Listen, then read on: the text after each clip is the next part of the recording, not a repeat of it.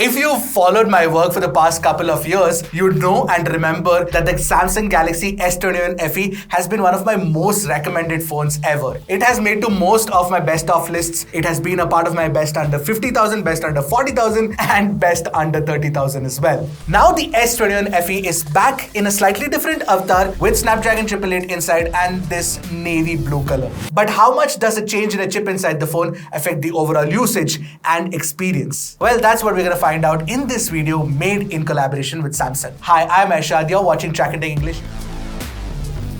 Now, if you think the S21 FE with Snapdragon 888 is similar to the one with Exynos 2100, well, it is. It's still the same small compact phone with a plastic body and a metal mid-frame. And this new navy color is apparently exclusive only to the Snapdragon 888 variant. Of course, there are a bunch of different colors that you can pick from as well. I do like the color, and of course, the in-hand feel is very good. It's pretty light and slim as well. But what Samsung nails is the other aspects of the design, and it gives you a truly flagship experience as a result. So this phone has IP68 rating, which means that it has dust resistance and water resistance, which is better than many other phones in this price range, including something like the recently launched Oppo Reno 10 Pro and the 10 Pro Plus, both of which do not have IP rating. You do get Gorilla Glass witness protection on the front, again, a feature that is not available on many phones in this price class, including the latest Nothing Phone 2, which only offers Gorilla Glass 5. But most importantly, the Type-C port at the bottom, unlike many other brands which only offer USB Type-C 2.0 speeds, you get USB Gen 3.2 speeds on the Samsung Galaxy S21 FE. But yes, there is no charger in the box and you will have to buy that separately. Overall, when it comes to the design, yes, this phone does use plastic, but it does give you a lot of other flagship features. So when it comes to the design and the build quality, this is a nearly no compromise flagship experience. Now the display is the same 6.4-inch dynamic AMOLED 2X panel with 120Hz refresh rate as well. Since it's a Samsung panel, you know that it looks rich, it looks vibrant, and of course, it's also tuned well. Whether it's the color or the smoothness of using the display, I did not face any problems with the experience. It's very good. You do also get support for HDR playback. HDR playback support is currently available on YouTube on the Snapdragon 888 variant. It's not available on Netflix, but since the Exynos variant already has it, I'm sure that it's just an update away. To close out the multimedia loop, you do get stereo speakers with Dolby Atmos support as well, and it sounds rich and detailed too. Take a listen for yourself and let me know what you guys think.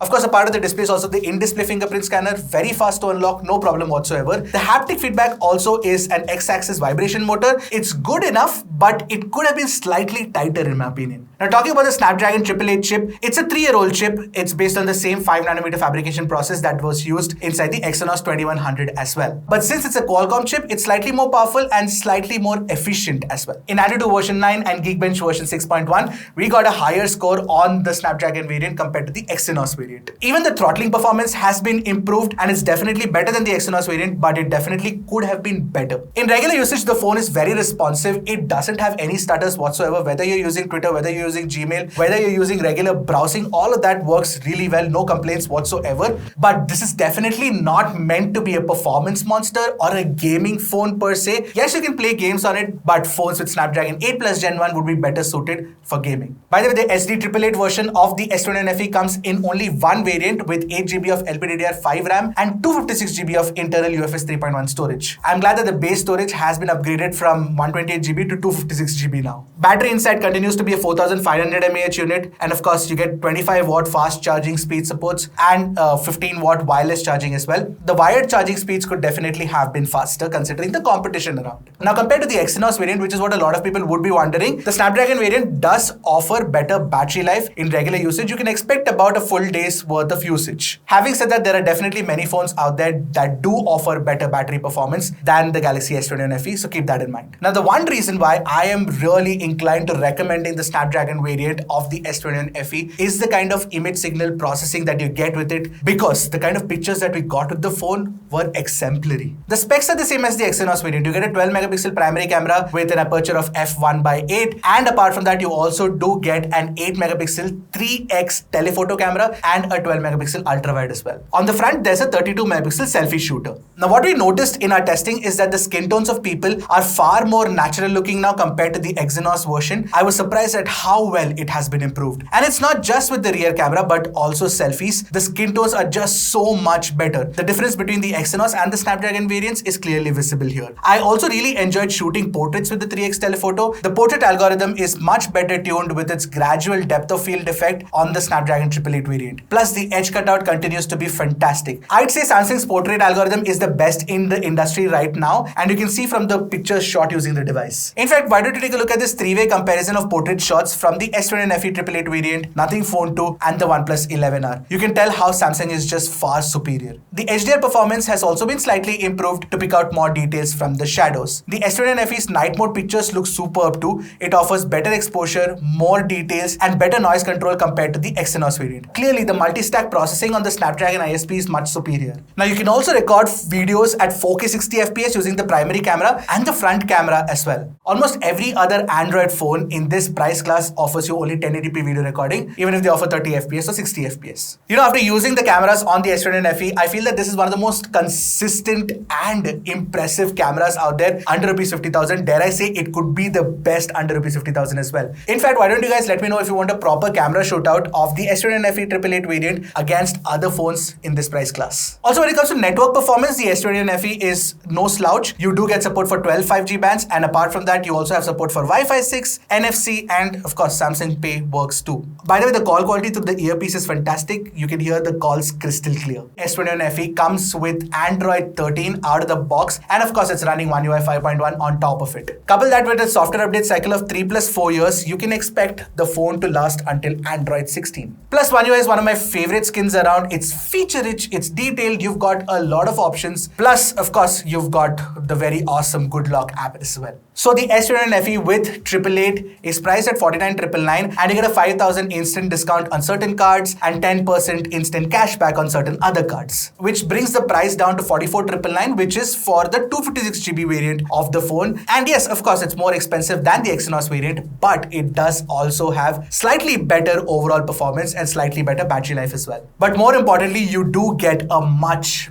improved camera experience. We were really impressed. Also, when you're comparing other phones in this price category, there are zero phones that I can think of that bring all of the premium features in one package. Premium features like IP68, wireless charging, Corning Gorilla Glass witness protection, USB Gen 3.2 speeds, and of course that 3x telephoto camera as well. But I repeat, it's not a phone meant for gamers alone. It's for somebody who's looking for a more balanced approach. Because if you do add the best chip in class inside the S21 FE, then you'll have to lose out on some other features. Moreover, when the prices are discounted around the Diwali season, this phone will become even more exciting. Now, I'm not saying that this is the best phone under 50,000, but for a certain category of audience that prefers a much more balanced experience and wants premium features and not just a good gaming experience, then this phone can be considered. Now, are you in that subset of people? Let me know in the comment section below, and I'll see you guys in the next one. This is Aishad signing off. Until then, keep tracking and stay safe.